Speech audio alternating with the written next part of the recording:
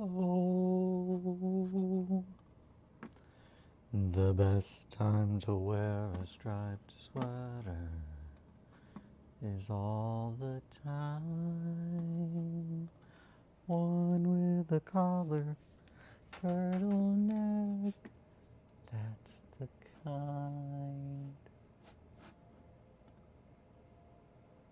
Because when you're wearing that one so special sweater, any minute now, my sweets. Okay. I'm gonna change my pants to which. Bum bum bum. Hey, we did it. We got a lavalier mic on. Hey, I'm over here behind these cabinets, but you guys can probably hear me talking. And maybe even changing my pants.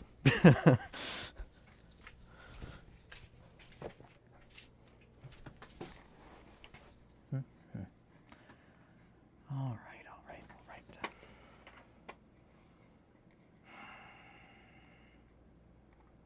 YouTube, there we go.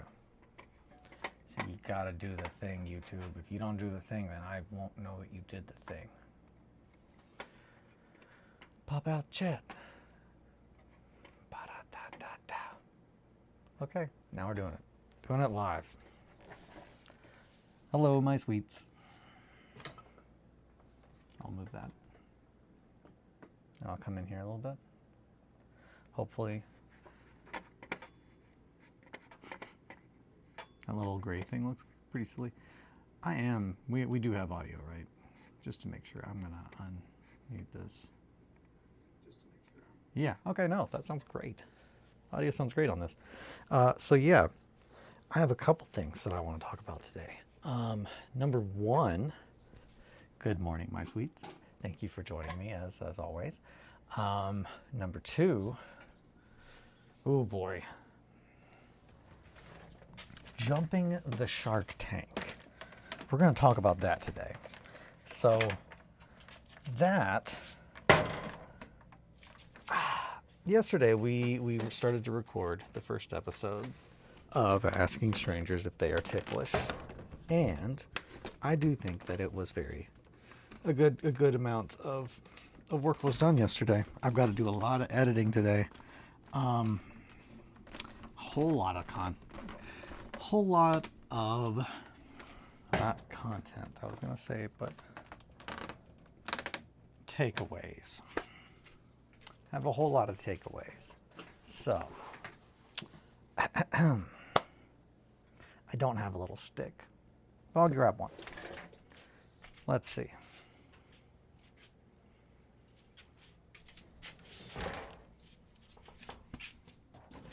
That's probably too big.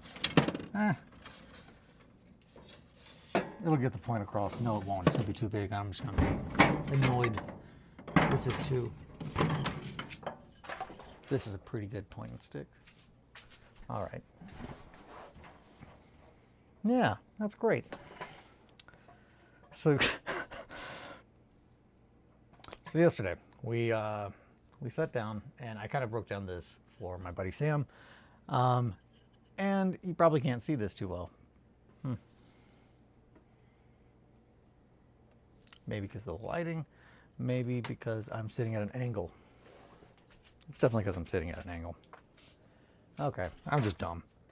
I'm also running on very little sleep. I could not sleep last night. I had so many things going on in my head. So, I've written this out before, but breaking this down to kind of show Sam where my head is and what I'm wanting to do. These are blank because there's just too fucking much to put there, and it's easier to explain. All this pretty much comes down to is I was wanting to put this here, acetatpodcast@gmail.com. If you've got questions that need answers about tabletop gaming or about bullshit, send those questions to that email, and Sam and I will do our best to answer them. I guess technically, I mean, we're both going to answer, but the way that the way that the podcast is kind of intended to work is it's almost a meeting ground for someone that does not know anything about tabletop gaming and wanting to get into it, wanting to know where to start, wanting to begin, and someone that has been doing it for forever, and trying to find a way to meet in the middle and to talk in a way that feels very natural, because I think that's the best way to teach people. Personally, that's how I learn. I learn by doing things, by doing the thing and doing it the way that it's supposed to be done, or the way it's intended. That's the best way for me to learn. I'm a hands-on learner, so I know a lot of you are as well. So, anywho, also here is a key little bit of info for any of you out there that are like, man, I think it's time for me to make a new email. We whiteboard and possum. We whiteboard and possum, and we lavalier, and that's right, possum. I can dance now from over behind my cabinets. Almost started dancing right there. I'm not busting that out yet. I don't think I've talked about twerking on here, but that is a topic. I don't know, maybe I already have. Maybe I already have ranted about twerking. I think I have. So, okay. Man, I'm running on very little sleep. I can't stress enough. You did. Okay, sweet. Well, good. I don't want to imply that this channel is anything other than what it is. I don't want you to think for a minute it's going to go to be like the new number one where you go to find out how to twerk. It's not going to be that, because I don't know. I'm still learning myself. I'm just working it out. For myself. Do things for you, not for other people. I wrote jumping sleep. What's that? It's for the weak. Do you... Or shit, what does he say? Do you hear the voices too? If anyone likes Dawn of War, that was one of my favorite things. Man, I could just sit... Like, I don't know what type of, like, neurodivergency it is, but whatever the flavor where you can sit in a chair and just quote things that you like all day and think that that's normal, that's the kind I've got. Because, like, I could just sit here and just say, "Adun Tordas, today's a good day to die for ire," all day long. And if you don't know, those are just things that the Protoss, some Protoss units say in StarCraft when you click on them. But it's one of those kinds of things where I don't know if I'm the only one like this. I'm assuming I'm not, but I feel like there's probably quite a few out there that during those developmental years or whatever, like, you put a lot of time into video games or anything else. I swear that there are moments in my life in the past, like, 20 years that I have, like, tried to go to bed and I'll lay down and I fucking hear Pallet Town playing, like, the music from Pallet Town playing in my fucking head. And, like, I can't sleep because I'm just like, God, I'm in fucking Pallet Town still, man. You know what I mean? What I'm saying is, sometimes it's difficult to get past this guy. You got to get past this guy no matter whatever you're doing, because he's tricky, and he likes to try and get you to do things to kind of just stay down at the bottom. You don't want to do that. You want to move forward. So I came into the room and I said, all right, we're writing down topics. And of course, the number one thing, 0 out of 10, not being haunted by Lavender Town. I can't stress enough that absolutely is the biggest issue with that whole situation. Is not that I am being haunted and I am cursed to have Pokemon music in my brain. It's the fact that it's not Lavender Town, because Lavender Town was a fucking bop. Dude, speaking of fucking bops, we've started watching Inuyasha.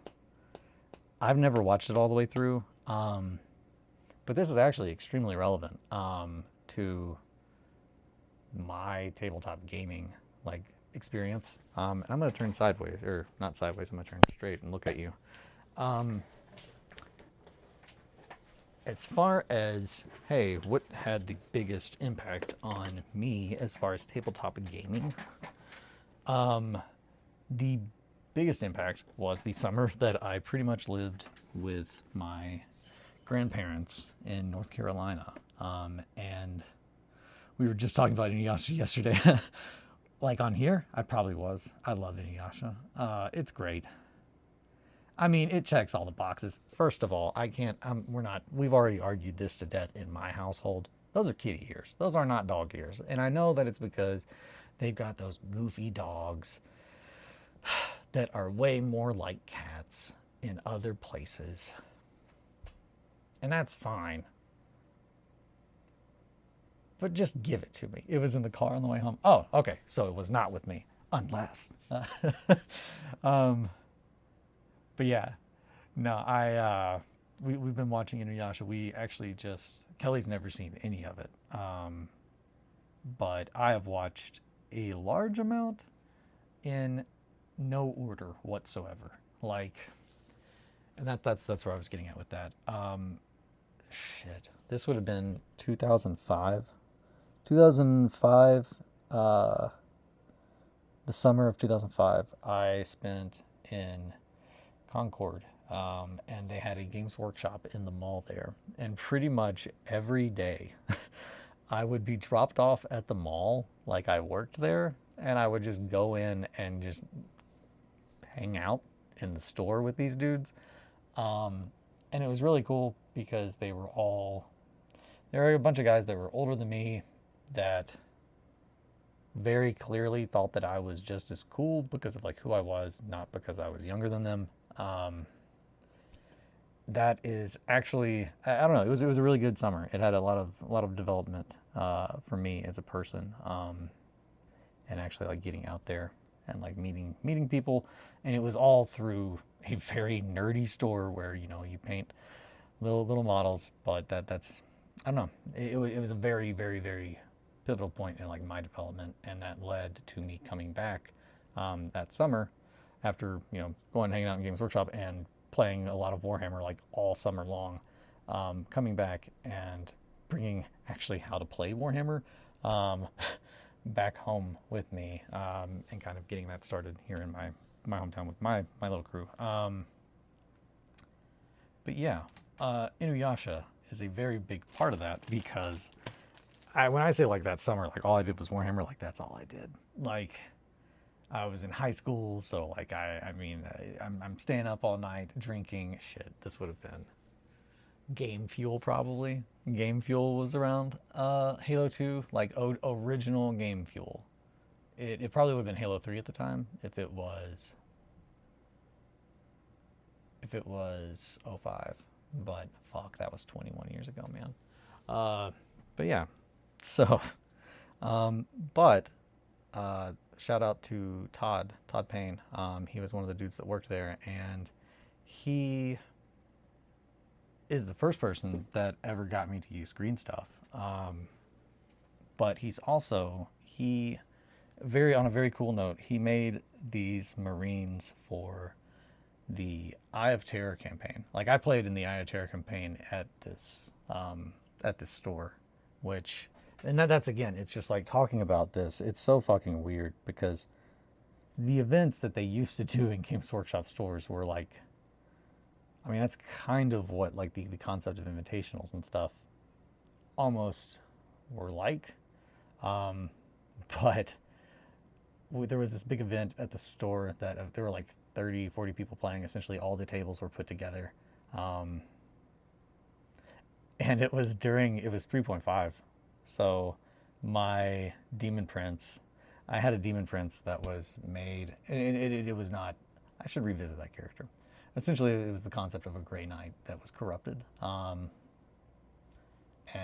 you know, had been turned into a Demon Prince, but it had demonic resilience, which gave it Eternal Warrior, and it took a crack missile to the chest while it was trying to, like, free all these psychers, and everyone was like, oh, man, that sucks, it's dead, and I was like, not dead, Eternal Warrior. But yeah, everyone else, they're like, I think it was 500 points apiece, and like, I absolutely put almost all of it into my Demon Prince, and he was a non-stop murder train. It was great. Anywho, all that comes down to during the summer, like staying up until like 4 or 5 in the morning every night and just watching Adult Swim, and Inuyasha was like a very pivotal part of that. Same thing with like Yu Yu Hakusho. Man, I'm trying to think of what other anime it would have been on at that time. But yeah, very, very, very pivotal point. That is like the summer that like I was like, man, I think I just want to play games and do this kind of stuff forever, and not go home. So, but yeah, I wrote a bunch of stuff down yesterday, and by a bunch of stuff I mean 2 different things. Outlaw Star, yeah. Fuck. That's Yu Yu Hakusho Outlaw Star, right? I was like, that, or is that something else? What was the one that had the two floating like column things? And a lot of mommies. Just mommy characters. There was and I want to say a character named Riku. I want to say she had a tail, maybe. I don't know. So this is a kind of a good segue into jumping the Shark Tank. So when we came to write down topics about, hey, what are we going to discuss in this podcast? Of course, if it's a tabletop gaming bullshittery podcast, you got to talk about tabletop gaming. Well, we had a really hard time with that because before we started, I was like, oh, that's yeah, I feel like somebody's got a tail or ears, or somebody is anthropomorphic in whatever show I'm thinking of. And so it was like a male main character, I think, and then 2 female main characters that do not like each other. And one of them is like maybe a pirate? I don't know. Man, I'm kind of remembering this and kind of making it up as I go. But the one that was not the pirate had these 2 column things that would float behind her. Like they were like almost like sentinels. But yeah, so after coming here, I said, you know, I had a really good idea. Tenchi Muyo. Man, I wonder if that show's good. I remember it, and I remember being like, this show fucks. This is great. But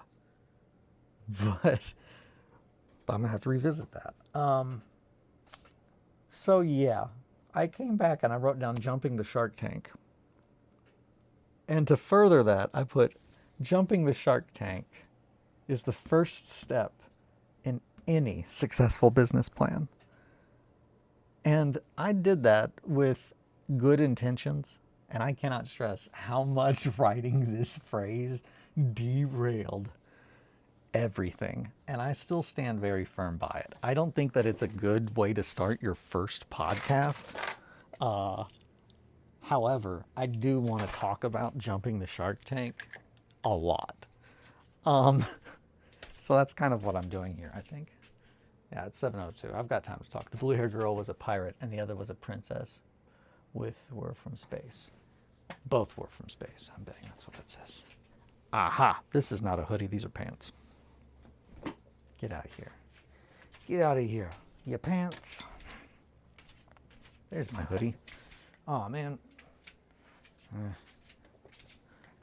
was going to say, if I put my hoodie on, then the microphone will be covered. I'll warm up. So, why was I talking about jumping the Shark Tank? I got real distracted. Sorry about that. I'm, again, trying not to go back to sleep. Oh, boy.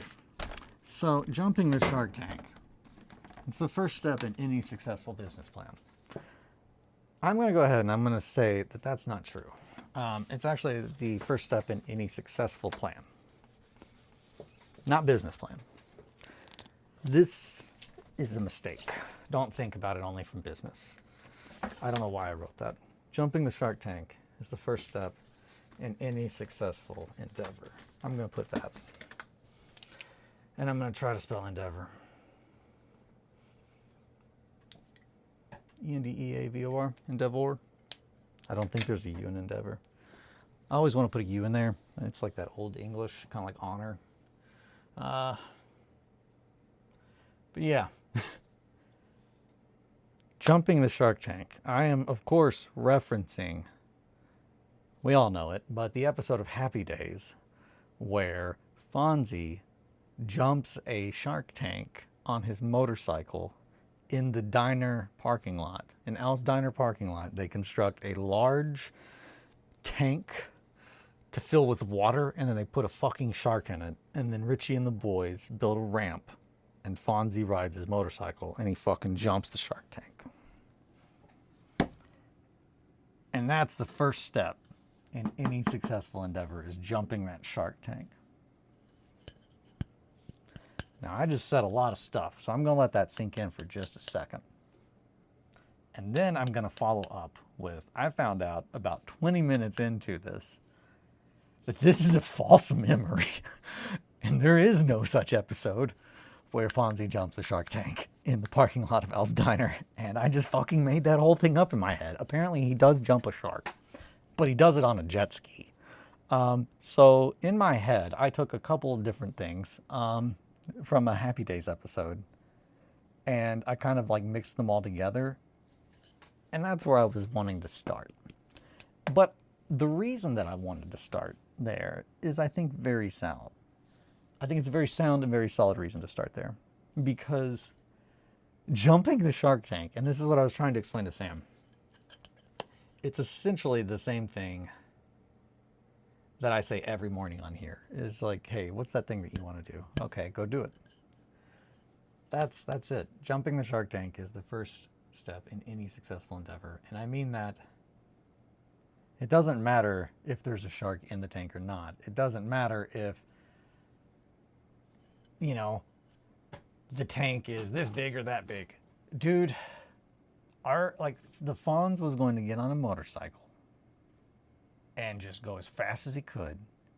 And if you fuck it up, you're in a tank with a shark and you're gonna die. Or you're gonna wreck and you're gonna die. So like the amount of confidence that you have to be like, yep, let's jump the shark tank, is a lot. Because if you don't have that, you're going to stumble, you're going to maybe doubt yourself, you're going to, by not just doing the thing, not just jumping the shark tank, it's holding you back. And that's pretty much what my whole rant was. And it also, I can't stress enough, is a very good example of what being a GM is. Jumping the shark tank, I sat down with this idea that this fucking happened. Arthur Fonzarelli, everyone knows that episode. It's one of the best episodes. They construct that crazy tank in the parking lot of Al's Diner. And it's just where they get the water from, I don't know. It doesn't even make sense because they would need salt water. I don't remember where Happy Days takes place, but it's not near the ocean, I'm pretty goddamn sure. And then they got to get a shark. I don't know. So in my head, I put this all together and I was like, yeah, that happened. That is an episode of Happy Days. I remember it distinctly and I loved it. One of my favorite episodes. Never happened. He did jump like a shark, like with like a jet ski, but I mean, that's not really, I mean, it's the same thing. It's not the same thing. It's not the same thing. That's not jumping the shark tank. I'm standing firm by that, possum. But yeah, no, and all that was pretty much, no matter what, it's really, really hard for me to start talking about tabletop gaming and not to go to the very first thing that I think, which is jumping the shark tank or not jumping the shark tank or building the shark tank.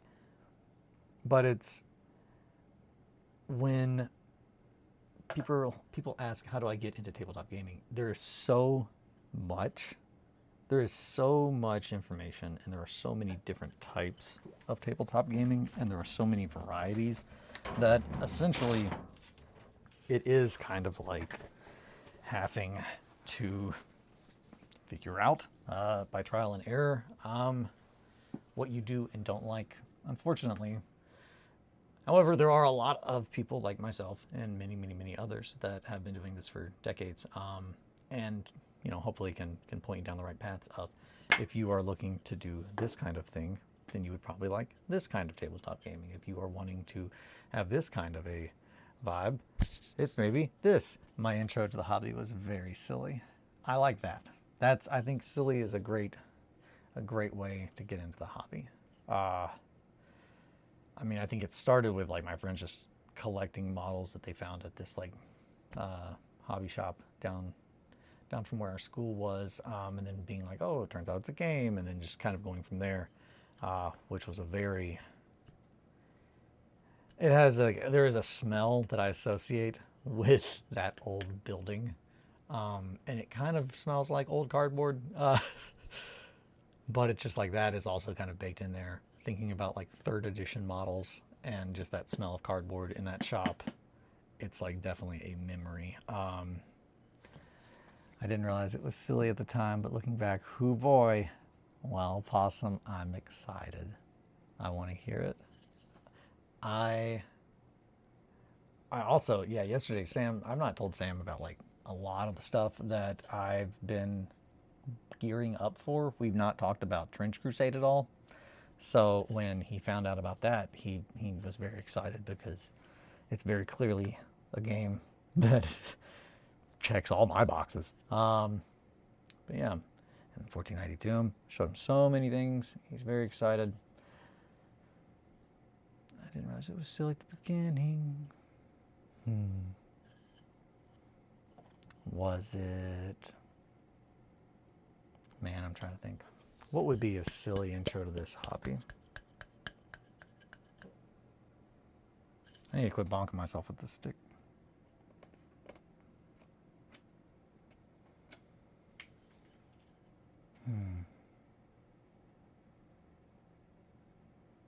Oh yeah. I didn't talk about this, but I built the bridge. That's where we're at with that. I did that yesterday. I still have to add the ropes at the top, the sides, going over it. But I did get that done before Sam came over, as well as I got the other 2 models at the point. Everybody is now at the point that they are ready for gore and like weathering. I was a very bad student and never turned in homework or permission slips. So in 5th grade, we had an assembly that was essentially an intro to sex ed, and you needed a permission slip for it. Oh, God.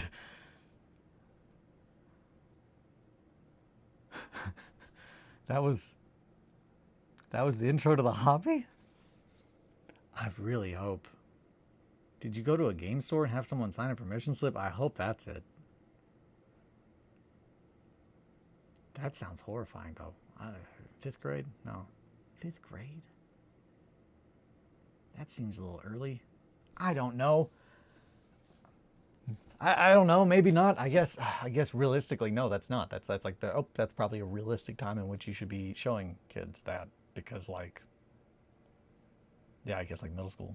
That's typically when like kids are like, oh, we're gonna do that kind of stuff.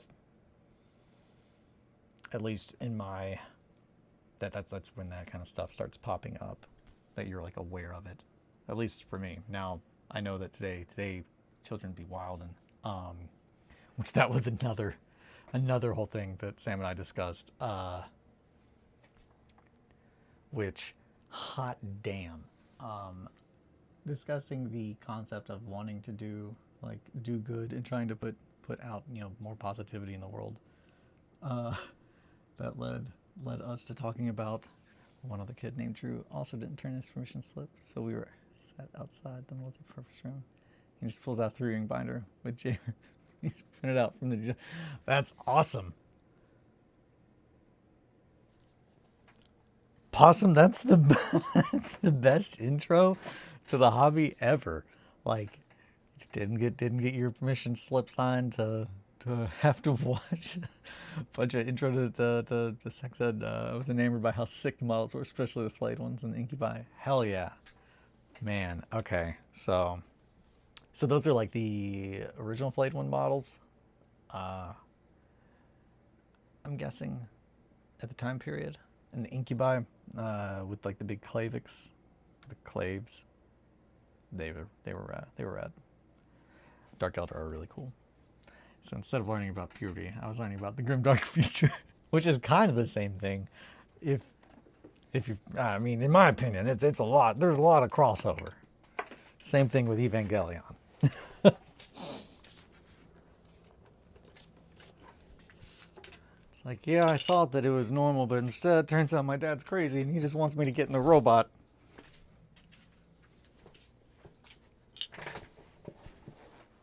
I'm really sleepy. Like, it's like sinking in. Hot Daniel. Ugh. 7:14. I can't stress enough. I think that's probably for the best, Possum. I think if we could switch out, I'm not even going to joke about that. This would have been like 2004, 2005. Hell yeah. Okay. So yeah, so this is like the same time. So yeah, so that would have been right when the 2004, 2005. I don't know actually. I don't know. Those might have been the older incubi.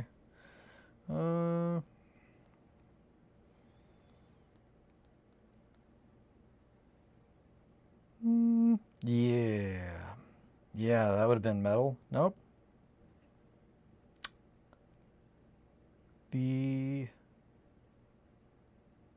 No, okay, yeah, 2004. 2005, I think, is when they redid them, maybe? Maybe they redid the sculpts? Yeah, that seems right. Good lord. I didn't actually play or get any models until 2012, 2013. Hell yeah. That's a good way to go about doing it.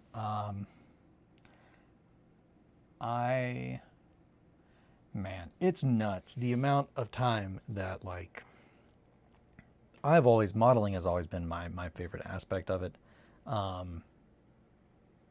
As far as Warhammer, gaming is very, very, very fun, but the games that I enjoy the most are very particular. So it can be difficult with those, especially at that time. That would have been fourth. Right at fourth. And fourth was good. And then, yeah, I think it pretty much fifth and sixth. Fifth. Sorry, sixth was just hell in the handbasket. I'm still struggling with acknowledging that third edition 30K is like happening. It's just like, how did I stuck my head in a hole for like a couple months, I swear. Which that I need to get back on my grind of posting shit on Instagram. And that's not a get back on my grind of, oh, I want to show people my stuff. It's more of a, I kind of fell off that entirely. Once I got back from Adepticon, I just pretty much was trying to work on the shop as quick as I could and to get as much stuff done all around and posting things. That's something that I need to do for myself to keep myself engaged, I think. Yeah, another one of those introspective kind of thoughts here this morning. There were like 60 messages in the chat last night about how it seemed bad. Ooh. Yeah. I mean, I don't even, I'm just, it's, yeah, I guess some books got leaked and they were disappointing. Yeah, it's too soon. Like, I don't know, when did they bring back Age of Darkness, like Horse Heresy? Like, I don't think it's been long enough for them to justify redoing the rule set and anyone be like, yeah, that's a valid, like, excuse. Like, I think they are going to get burnt by that, because I will say, certainly, myself. Yes. Okay, wait. No. Okay.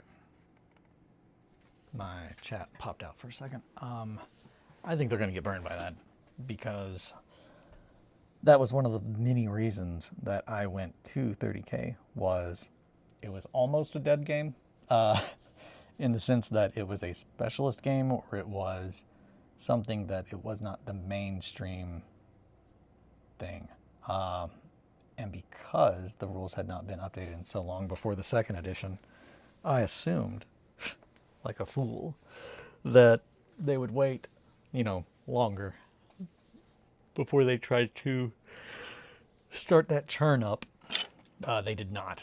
So, I don't know. That's a bad choice. That's a very bad choice. It's not as bad of a choice as killing off the old world, which I still love. It's good. I love that they did that. June 22, 2022, according to Google. So, okay. So it's been 4 years almost.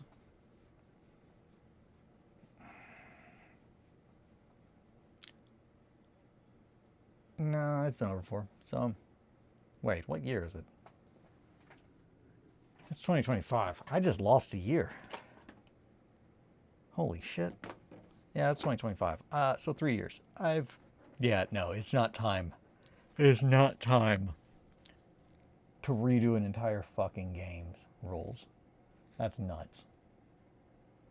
Honestly, I was going to say 5 is where I'm like, okay, in 5 years, you could have enough feedback. In 5 years, I think you could have enough feedback to say, hey, I want to improve our game. These are core tenets of how the game works. These are how things... This is how the game is played. We can update things. I think within 5 years, you could probably have a good amount. 30K is on the 3-year cycle now, baby. Yeah, that's fuck off. Yeah. Well, if there was any doubt before, I can't wait for Cody to be like, yeah, I know that we told you guys we weren't going to do this, but 1490 Doom, all those rule books, they're not good anymore. You need the second edition 1490 Doom rulebook. I'm waiting for that. Cody would never do that. That was a joke. That was a joke, and I need to make sure that I specify that. I also realize that I need to probably specify that whenever I talk about other things, like Lucero. They don't have songs about peeing in people's mouths. That was a joke that Johnny and I made up. Sam made me realize I probably should specify that for legal reasons.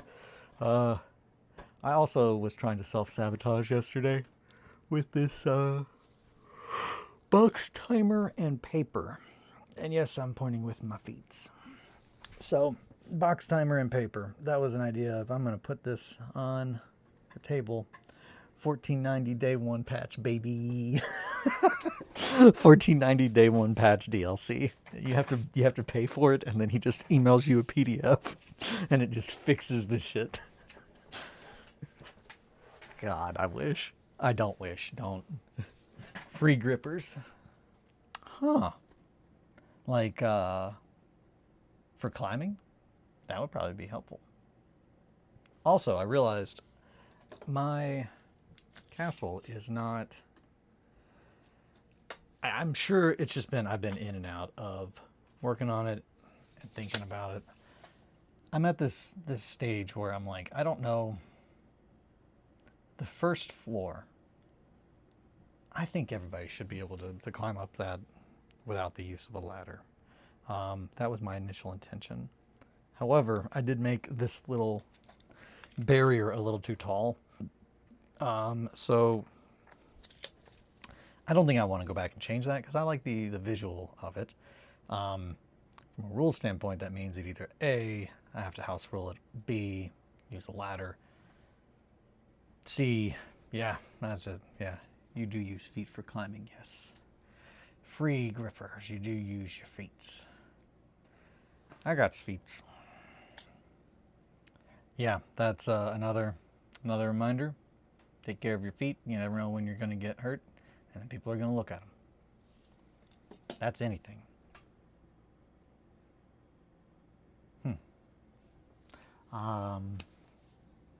Man. Waking up, I would say that I could go grab those little models and bring them over here and show them, but I don't have my other camera up. You do use feet for climbing. Yeah, so I think today I'm going to be going back into those, finishing up those models, and then from here I'm going to be finishing up the bridge, and then we're going to go back into painting. So I'm excited. It's going to be a busy day, and I'm really sleepy already. Yeah.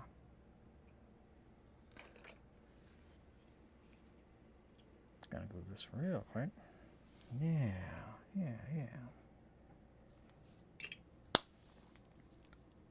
7:24, and all's well. So, yeah, my brain. I'm really trying to be awake right now. Today, yeah, but that was the mic. That was 3 months. I spent 3 months like, hey, I need to learn how to use that microphone.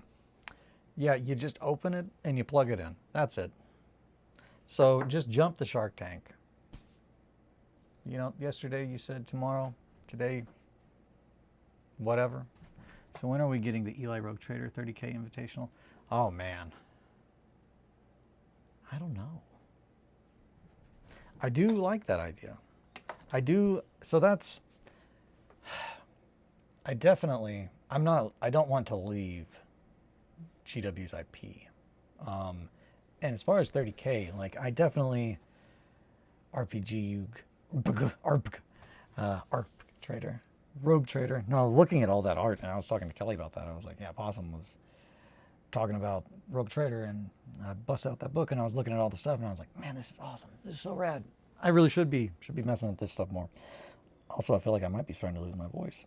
I talked a lot yesterday. I'm just so talkative. Yep, all the time. All I ever do. A fun thing, Kelly got me a new bottle top, so now I can, it's because this one was really gross where you put your mouth on it, or where I put my mouth on it. So yeah, I threw away the straw and the little top. So she got me a new one. But that means that I get to use my bottle that's got all my stickers on it still. Yay. I like it. But also now I have another bottle that I can put stickers on. I don't know who that artist is who did all the wild Geigery stuff, but that's the 40K I want. I think I want to say it's Paul Bonner, but I don't think it is. And Adrian Smith did a lot of really cool bio stuff as well, but I don't. There's just so, I feel like the Wires would know. I will ask them. And they might actually even have, at some point in time, this is a deep cut. So this is a deep cut back to 2018. Somebody's blog has articles about artists, and it's either the Wires or it's Johann, the Convertorum. The Convertorum. Johann. I very much enjoy listening to Johann talk because his voice is like 7 decimals lower than mine. It is. I'm saying that not decimals, octaves. It is the. He has a voice like gravel. It's just very low, and I've always found that very interesting. And I think it's just that with his accent, very dark Europe, where the sun is just always down for months. Yeah, I'm a big fan. I love Johan's work. Always have. Jeff Vader on the Ammo Bunker. He did a bunch of work that, I mean, it really kind of gave, I think, like that original Ammo Bunker scene, that's absolutely, in my opinion, where all of this kind of, the 28 scene today, that's where that came from. It just kept building and building and building and building. But that's where, yeah, the ammo bunker is where 28 was coined. Inc. 28. It was Molotov, Commissar Maul. My boy, shout out Maul. But yeah, absolutely love those guys. Good times. That was so long ago. That was, honestly, I guess that was about the time that you were starting out your journey, around 2013, 2014. Is when I was getting back into it after a hiatus, because of essentially just, yeah, how it is difficult to play games with people if you don't. That's what the whole thing founded. Will Reese. Oh, okay. Well, good job. I would not have gecked that. I would not have gecked that. Wouldn't have geckoed that. I wouldn't have gexed that. I hope none of these are slurs or anything that, like, I don't know what they mean, but Gex, I'm thinking, is that video game from like 1996, if not before or somewhere around that time, but it's like 90s PlayStation 1, and I remember a gecko with sunglasses, and that's it. I don't remember anything else after that.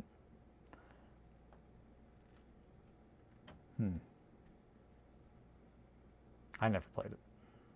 I also never played Dino Crisis, but I was a big fan of dinosaurs, and I really wanted to, but I was not allowed to have games that were rated mature at the time. The first mature rated video game that I ever got was Metal Gear Solid 2, Sons of Liberty. I would not have Stupid Horse by 100 Gex. That one. I would not have Stupid Horse by 100 Gex. That one. I don't even know what that was supposed to say, but I it's all good. It's all good. Blossom by 100 Gex. That one. Man, I was about to say something, and I was just like, I don't.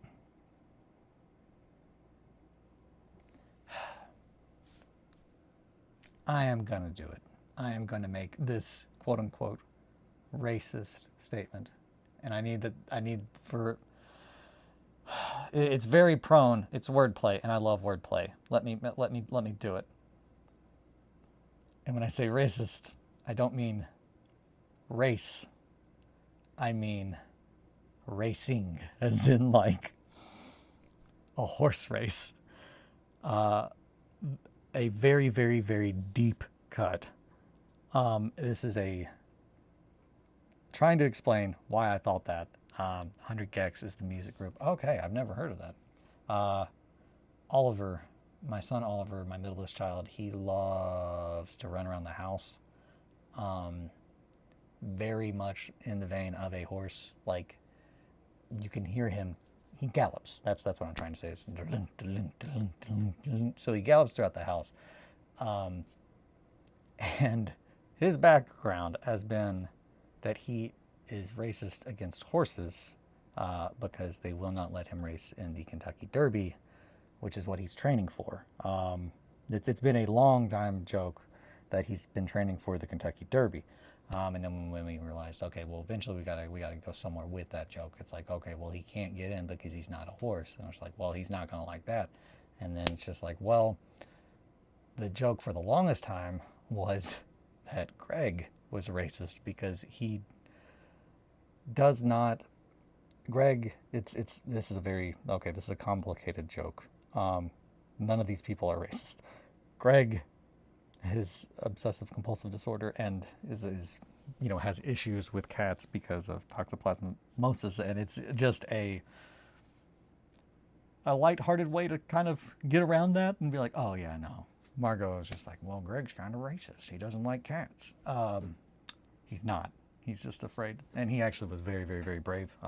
And he came and hung out and met my cats. And that's, again, like, not to talk about anybody's stuff, but like, thanks for meeting my kitties.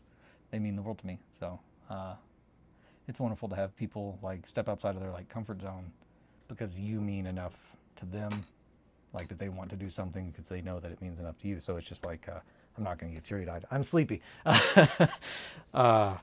Yeah, that's explaining Oliver's quote unquote racist, as in someone who races joke. Yeah, Oliver does not like horses because they won't let him in the Kentucky Derby. He's pretty fast. When he runs around the house, we call it the Buckwheat 500 because his middle name is Buckwheat. Yeah, that's it. Not a good story. Very, very prone to being sliced up and re-edited to make me say things that I don't want to say. So yeah, maybe not the best choice on my part, but it popped into my head, so I'm going to say it. I have good intentions, I promise. Oh my goodness, I'm sleepy and I'm trying to wake up, guys. Possum, what is it like for you on the other side of the world right now? Are you having a good morning? I feel like it just feels, today just feels off. I don't know, maybe it's because I'm like running on really little bit of sleep. Like, I think it's probably that. I feel very antsy. Speaking of horses, keep watching Northern Lion play the new anime horse girl racing game. That is a whole bunch of things there that and actually there we go right there. You very quickly made a connection back to what I said, and that honestly I said to Sam, I don't know if we want to make that joke about Oliver not liking horses, because all it takes is one crazy horse girl and we're just fucking dead, dude. Like, and that was a joke. That's the joke is, you know, that horse girls are crazy and unbalanced, when obviously look at fucking me and my hobby. I half the time it looks like I'm doing some occult witch shit down here. Most of the time, not half. I'm not going to undersell myself. That's another thing. And this is yeah, we got 5 minutes left. I don't know. I don't know what my deal is today, guys. I'm sorry. But that's kind of on the same topic of what I was about to say. Doing the whole introduction part of like, oh, hey, talking about what we're going to do on that podcast. I don't like to call myself an artist, and I never have. And Sam brought up that that's bullshit, because it kind of is like a fuck you to all the people that like what I do. He was just saying that, you know, if as many people like what I do and think that it's art, if I don't think about it that way myself, it's like kind of like a fuck you to them, and I would never want to do that, because like that's obviously like the stuff that I make because like I feel like I have to. And anyone who appreciates it, that just means the world to me. So like I definitely don't ever want to make anyone feel bad about that, about liking my stuff. It's just more of a like me thing. And fuck. So okay, I got 4 minutes. I got enough time to get in my fields here for a little bit. That honestly, that was the big part of like Pride Month was I did not post as much as I wanted to, and I think it's just because I've just been trying to go through a bunch of shit. But the world is fucked. Not fucked. It's got. I think any miniature making painting is an artist of some variety or another. Yeah, exactly. I think any kind of creation is art. I think Sam's response to it was much more. He was taken back because it's just Sam has known me from childhood, and I have always been making something, either physically, musically. I just like to do it. It's literally like who I am, and I could not exist if I didn't have the ability to do that. I wouldn't want to. But yeah, it's just definitely, it's jumping the shark tank. It's jumping the shark tank. It doesn't matter if there's a shark in the tank. It doesn't matter if I completely misremembered the entire fucking episode of Happy Days. If you go to get on your motorcycle and jump the ramp that your boys built for you, know you're gonna fucking land it. Like know that like you're going to. Like that's the first step. Because if you get up on there and you like, you know, you start the bike up and you start gunning it towards this ramp that Richie and his boys just put together to help you jump this shark tank, if you've got self-doubt in your mind, like that is the biggest. There's nothing, and it's. I'm saying that like I need to hear it, so I know other people do too.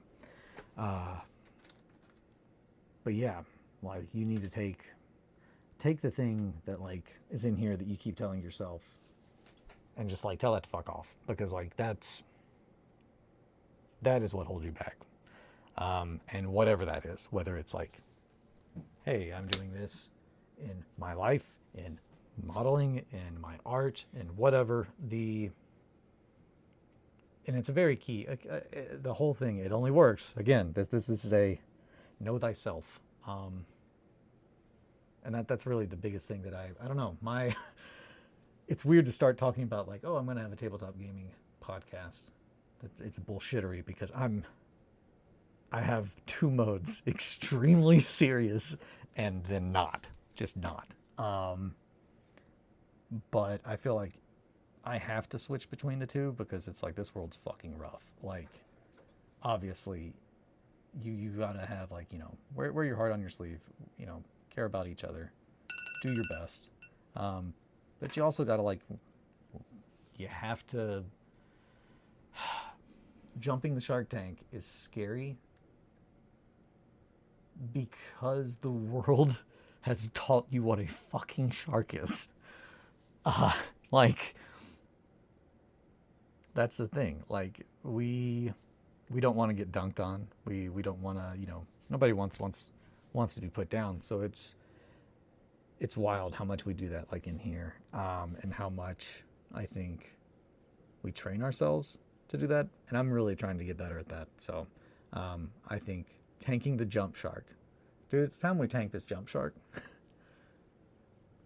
I instantly am thinking of a shark with a jetpack on it now that has been weaponized, which very much reminds me of, if you're ever going to hold a small city hostage, all you need is 4 bears in like some kind of like Kevlar vests, just bears. Like, and you spray paint 1, 2, 4, and 5, and you drop them off, and then you tell them that you'll take them back when they meet your demands. And they can kill bears 1, 2, 4, and 5, but they will spend the rest of their lives living in fear trying to find bear 3, which is why they will pay you. And that, my sweets, is the lesson that I would like to leave you with. Do your best. I'm so proud of you. Thank you for the stream today. Go jump that shark tank, buddy. I'm going to jump my shark tank. You guys jump your shark tanks. Get out there. Do the thing. I'm proud of you. Make good choices. Be your best selves. I'm gonna do some of this today. I'm not gonna sneak a nap in, is what I'm gonna tell myself. And then I'm gonna just pass out. I don't know, maybe not. But I'm gonna do a bunch of shit. I've got a bunch of editing. I'm gonna edit a bunch of podcasts today. So I'm gonna do some podcast editing. I'm gonna do some painting. I'm gonna do all kinds of things. I'm gonna post some shit on Instagram because I've been neglecting that, and I need to be better about that. I want to be good. Clarence, I want to live again. Okay, sit pretty, everybody. Take care. Bye, friends. Thank you so much. I appreciate your time, always.